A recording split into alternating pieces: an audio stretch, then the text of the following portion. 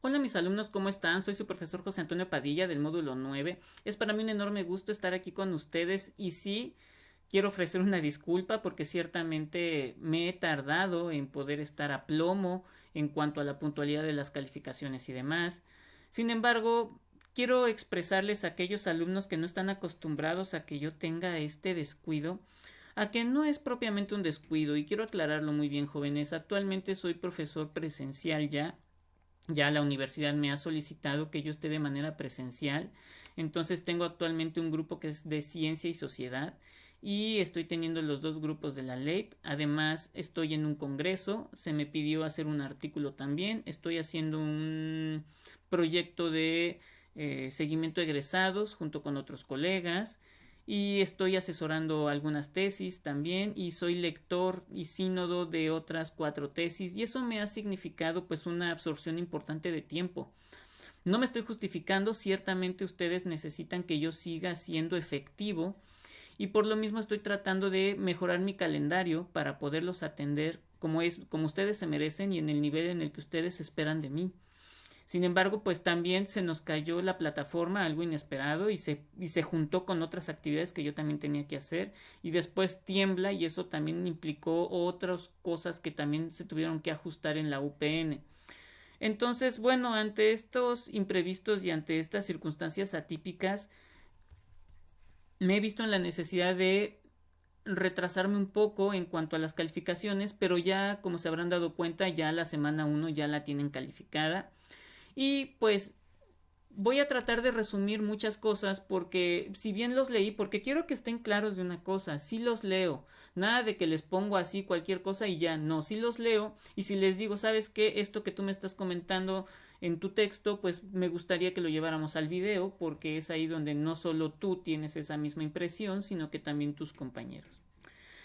Jóvenes, el módulo 9 es muy importante porque fíjense bien, todos los módulos lo son, todos los módulos lo son. Y realmente a veces, como le pasó a Fernando, uno no encuentra la razón por la que algunos textos están. Y cuando tenemos la oportunidad de llevar estos textos al ejercicio práctico, como bien dice Fernando, pues es revelador. Vemos que sí cobra sentido, vemos que sí hay propósito y que realmente, Fernando, tú tienes que comprender una cosa muy importante, que una cosa es el conocer y otra cosa es el saber. Y es ahí donde tú vas a entender que un profesor debe de tener fuertemente apuntalado el saber, porque es integrar el conocimiento teórico, todo lo que se aprende pedagógicamente, instrumentalmente, ya sea en capacitaciones y demás, y que una vez que se tiene todo ese andamiaje teórico, se pueda hacer una construcción de ese andamiaje en un elemento que se llama currículum. Ya lo veremos con más cuidado, porque el currículum permea, ¿qué? Una realidad. Una realidad que se atiende a través de un concepto muy importante, jóvenes, que se llama la fenomenología. Es decir, ahora sí ya vamos a ver no nada más lo pedagógico, sino también lo sociológico. Esto es porque la pedagogía, para poder entender aún mejor el objeto de estudio, que en este caso puede ser un salón de clases, un currículum o puede ser una institución, pues requiere de que un instrumento como es la sociología. Y la sociología utiliza un elemento, una técnica que es la fenomenología, que es el estudio del observable, pero a través de un elemento tan importante como es el ser. Jóvenes, la educación, como en algunos textos yo vi, no se puede encasillar únicamente a que el profesor enseña, el alumno recibe y se hace y hasta ahí quedan las cosas. Efectivamente, si nos basamos en una realidad, nos vamos a dar cuenta que la educación en México tiene muchos problemas. Como ustedes también lo dijeron en su texto, que se puede evidenciar a través del COVID. Miren, el problema no es el COVID, y esto nada más lo digo como un apéndice, porque no es de lo que vamos a hablar. El COVID lo único que hizo fue revelarnos el problema educativo que existe en México, en donde las TIC no son empleadas, donde los maestros no se integran a la misma, pero ahora que tuve la oportunidad de estar en un examen de grado, en donde precisamente las TIC fueron un elemento fundamental dentro del desarrollo de la tesis, Bien lo decía la doctora Garay de que siempre pensamos que el maestro tiene la obligación y debe de, y perdemos de vista que que también el gobierno, también el Estado debe de generar los elementos necesarios para que el maestro utilice la TIC pero de manera pedagógica. O sea, no basta con que al maestro le des una capacitación de lo que es Excel o alguna paquetería, cómo utilizar Google, Classroom, si tú no también le ayudas a entender que es un instrumento que detona potencialidades, detona formas de aprender. Entonces, jóvenes, debemos de dejar de soportar todo el sistema educativo solamente en el maestro. También encontré un trabajo que sí más o menos resalta la idea de que pues no todo es el maestro, ahí está, también ya lo vimos. Y entonces eso es lo que hace la fenomenología, pero la fenomenología al ser sociológica utiliza un método muy interesante, una metodología que es la de Michel Foucault, en la que se tiene que estudiar el concepto. Por ejemplo, si nosotros nos basamos en el currículum no nada más es saber qué materias hay. Detrás del currículum, jóvenes, hay un discurso. Hay un discurso ideológico, identitario. ¿Por qué? Porque no perdamos de vista, jóvenes, que el Estado, su principal objetivo es el mantenimiento del orden. Y entonces, dentro del mantenimiento del orden, el Estado se ve obligado ¿qué? A educar a la sociedad. ¿Para qué? Para que pueda autogobernarse. ¿A través de qué? De los principios sociales, de convivencia. Entonces, cuando nosotros tenemos estos elementos dentro del currículum, es como podemos ver que la escuela sirve que para regular la conducta, para enseñarnos a gobernarnos. Fíjense, jóvenes, si nosotros nos vamos a la historia, nos vamos a dar cuenta que antes la sociedad era muy ignorante y que la única sociedad que estaba instruida era como la de la burguesía o en este caso o en algunos casos la de la nobleza, en donde llegaba el maestro instructor a enseñarle al niño pues aritmética, historia, geografía, por supuesto, ¿por qué? Porque iba en algún momento a gobernar. Sin embargo, cuando el Estado se vuelve un Estado moderno, más que nada porque hay una expansión, es decir, hay una explosión demográfica, la población empieza a crecer, entonces se da cuenta el Estado de que ya no basta que solo algunos estén instruidos, se requiere que además de que haya conocimiento útil, la sociedad se regule a sí misma con normas de convivencia. Y eso es lo que nos da la fenomenología.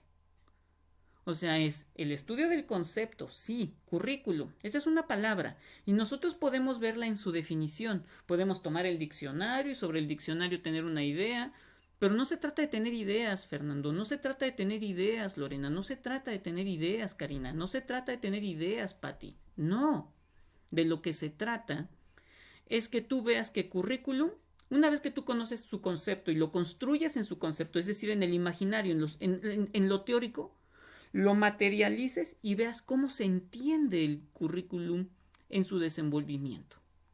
Fíjense qué interesante y qué importante. Y el maestro es un agente de ese currículum. El maestro es un instrumento del gobierno para llevar a cabo ¿qué? Sus políticas educativas, ¿qué? Con fines de regulación. ¿Por qué? Porque se tiene que garantizar la paz. Esa es la obligación del Estado.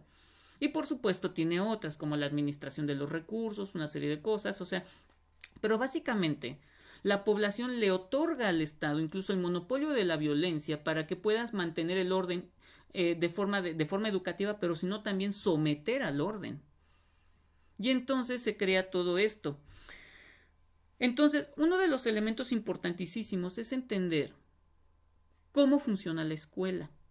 Y entender que la escuela es el laboratorio para la institucionalización del individuo. Entonces, dense cuenta que este módulo 9 nos enseña lo que es el sujeto. Y fíjense, no le dice ni la persona, ni el individuo, ni la gente, no.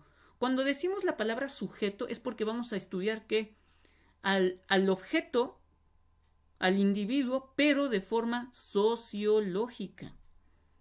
Y la sociología es la disciplina que se encarga del estudio de los fenómenos sociales, que explica por qué la cultura es como es, por qué nos desenvolvemos como nos desenvolvemos, Y entonces es así como en este módulo también vamos a ver lo que es el proceso de enseñanza y aprendizaje.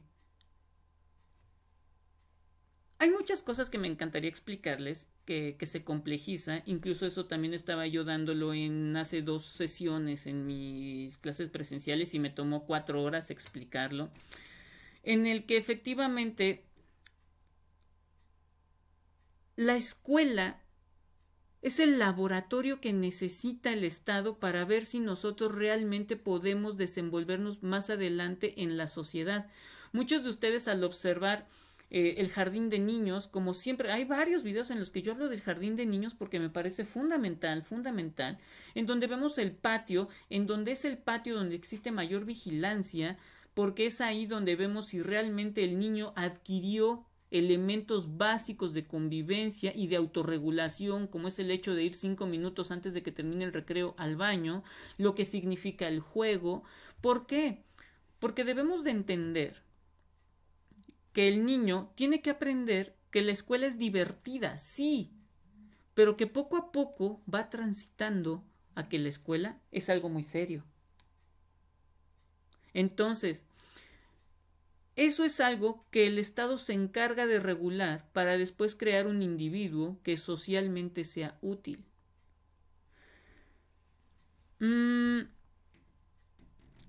Hay varios textos que yo podría recomendar que ahorita no los tengo a la mano, pero que si ustedes quieren una apertura de foro me gustaría, ¿cómo se llama? Ponerles la bibliografía para que ustedes vayan comprendiendo lo que es el verdadero impacto que tiene la educación. Ahora, eso es lo que teóricamente podemos decir y lo que prácticamente también se puede vislumbrar. Sin embargo, vamos a encontrar que también el maestro tiene sus propias prácticas. O sea, el Estado podrá decirle cómo hacer las cosas, pero finalmente encontramos a un sujeto que también tiene una forma de ver y de discernir el mundo. Y que efectivamente, hablando del caso de México, encontramos muchos problemas. Una, la escuela es una institución. O sea, ahí se incuba al futuro ciudadano. Sin embargo, la institución en México ya en su práctica real tiene muchos problemas. Esos problemas es que vemos una autoridad que no ve al maestro como un instrumento. Y entonces muchas veces no vigila, porque siempre lo he dicho, jóvenes, y se enojan conmigo, incluso en la propia universidad se han molestado conmigo, porque yo digo es que al maestro sí se le tiene que obligar en algunas cosas. Ustedes lo viven, ustedes viven perfectamente el ausentismo. Entonces, a mí me parece que la disciplina debe existir y un Estado debe someternos a la disciplina. Y entonces el Estado siempre tiene que ser vigilante en la búsqueda de que el maestro se actualice. ¿Por qué? Porque el maestro, nos guste o no, es una autoridad. Y es una autoridad porque él tiene el saber que ustedes no tienen. Pero para que el maestro adquiera verdaderamente la vestidura de autoridad es porque efectivamente está actualizado. Y como muchos de ustedes también lo dijo, tiene vocación. Pero es una vocación muy particular que se llama la vocación del servicio. Es decir, el maestro debe servir. ¿Por qué? Porque le sirve a una nación.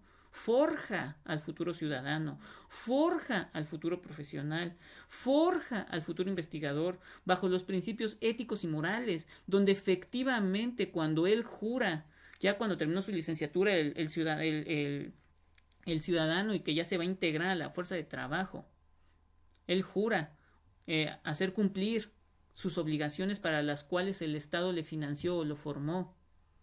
O sea, el magisterio es muy importante porque es este instrumento, como lo acabo de decir hace un momento, que se encarga de llevar el conocimiento útil y al mismo tiempo la identidad, la nacionalidad, una serie de elementos fundamentales que construyen al sujeto, que construyen a un sujeto capaz de encajar en la sociedad y no solo eso, de aportar. Entonces el maestro es una palabra muy delicada, efectivamente, pero que no se toma en cuenta realmente, que no se toma con la seriedad de vida. Y eso es lo que muchos de los, ¿cómo se llama? De los trabajos leo, en el que sí hay una improvisación, cosa que está muy mal. No hasta hace mucho estuve viendo unos videos en lo que se nos estaba explicando cómo teníamos que llevar a cabo nuestros trabajos recepcionales y miren, de verdad, No es posible que no se preparen esas cosas. Se habla accidentadamente, eso no debe de ser. Por ejemplo, yo para hacer este video tuve que leer algunas cosas para tener más o menos la columna vertebral de lo que yo les quería expresar y ser preciso, porque no puede ser que, ay, pues es que esto es muy bonito y les va a encantar. No, no se trata de que sea bonito, no se trata de que nos encante y ni siquiera se trata de que nos guste. Se trata de que sea efectivo, útil, práctico y que resuelva. Ya que nos guste, miren, para gustos están los colores. Y eso es muy importante. ¿Qué más para ya no hacerlos de cuento largo? Bueno, eso en cuanto al contenido de esta primera semana. Ahora, jóvenes, miren, muchos de ustedes ya hacen uso del aparato crítico APA. Los demás no lo están haciendo. Están haciendo su ensayo y al final me ponen las referencias de las cuales se basaron para hacer su ensayo. Pero no puede ser, jóvenes. Cuando hay paráfrasis, también se aplica el APA. Las citas, por supuesto, llevan el APA y no nada más es el apellido, también lleva el año y la página. Cuando es paráfrasis solamente lleva el apellido y el año. Y por favor, ahí tienen ustedes dentro de mi canal lo que es el formato académico. Sí, ya está viejo, a lo mejor necesita actualizarse, pero... Y el pizarrón es de GIS. Entonces, pero... Eso es lo de menos, lo que importa es lo que contiene y a mí me parece que les va a ayudar mucho y de verdad ahí está el manual, miren, el manual no es difícil, lo que pasa es que ustedes no se sientan a leerlo, es lo único que se necesita, no es difícil, o sea, son 3 cosas las que básicamente ustedes tienen que aprender del APA, que es el apellido, el año y la página, eso es todo. Ya de ahí nada más lo único que cambia es como que la cara, la forma en cómo se presenta, en el que ustedes lo ponen como cita textual, como paráfrasis, por ejemplo, o como cita sangrada cuando rebasa más de 5 líneas o 40 palabras. Más o menos es así. En esos 3 elementos, entender que la nota al pie de página es aclaratoria o de definiciones. La nota al pie de página es donde te vas hasta abajo, hay un numerito y arriba hay una rayita que se llama pleca. Ustedes lo van a ver en ese video. A mí me parece que es un video útil, porque a mí la verdad es que ya me estaba aburriendo cuando yo les tenía que explicar antes, hace ya muchos años, a uno por uno cómo debía de aplicarlo. Y dije, bueno, ¿por qué no hago un video? Y de ahí en adelante me he puesto a hacer los videos. Ya no quiero darle de vueltas a lo mismo. Deseo de todo corazón que pueda este video ayudarlos a entender mejor cuál es el objetivo de esto. Es que ustedes adquieran los elementos teóricos, que es el conocer, pero también que ustedes ya puedan usar esos elementos teóricos como un lente que les permita observar un fenómeno social como lo es la interacción en un salón de clases y sobre todo ver en dónde está la enseñanza-aprendizaje y qué papel funge el maestro como facilitador del conocimiento, pero que también entendamos que no solo hay un conocimiento, también hay un discurso del comportamiento, del autogobierno y de lo que es la institucionalidad que nos conforma. ¿Por qué? Porque el futuro ciudadano es lo que permite que exista el Estado y que éste pueda permanecer constantemente. Sin más, me despido. Muchas gracias.